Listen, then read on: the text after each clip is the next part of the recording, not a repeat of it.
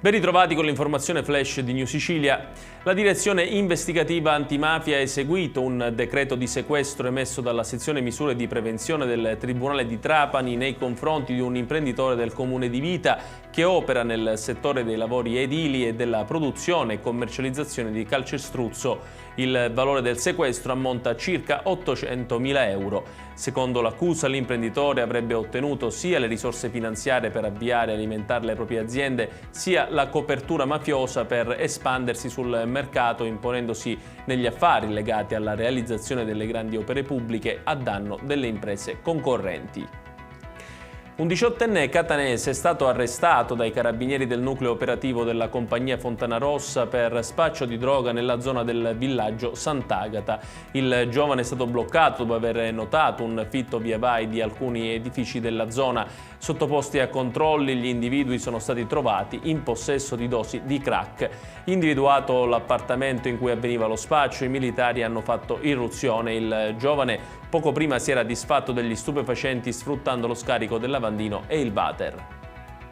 Gli agenti del commissariato di polizia di Vittoria e della squadra mobile di Ragusa hanno eseguito un fermo per omicidio nei confronti di un 48enne accusato della morte di Enzo Sa, una 59 anni, accoltellato all'addome nel rione Forcone a Vittoria.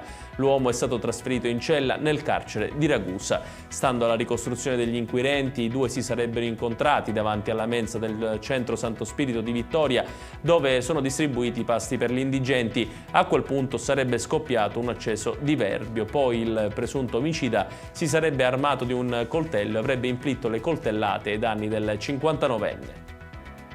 E infine 2 barchini con a bordo 79 migranti sono stati agganciati dalla motovedetta Vallone della Guardia di Finanza quasi all'ingresso del porto di Lampedusa. Entrambi i natanti, partiti da Sfax in Tunisia, sono stati trainati fino al molo Favarolo. Dal primo sono sbarcati in 37, fra cui 11 donne e 7 minori, in fuga da Costa d'Avorio, Liberia, Mali e Senegal. Dal secondo sono scesi in 42, fra cui 13 donne e 5 minori originari di Guinea, Camerun e Bangladesh. I 2 gruppi sono stati portati all'hotspot di Contrada Imbriacola, dove al momento ci sono 1112 ospiti a fronte di 350 posti. In totale nella giornata di ieri a Lampedusa sono stati 8 gli sbarchi e sono giunti 357 migranti. Ed è tutto per questa edizione. Il prossimo appuntamento col TG Flash alle ore 16.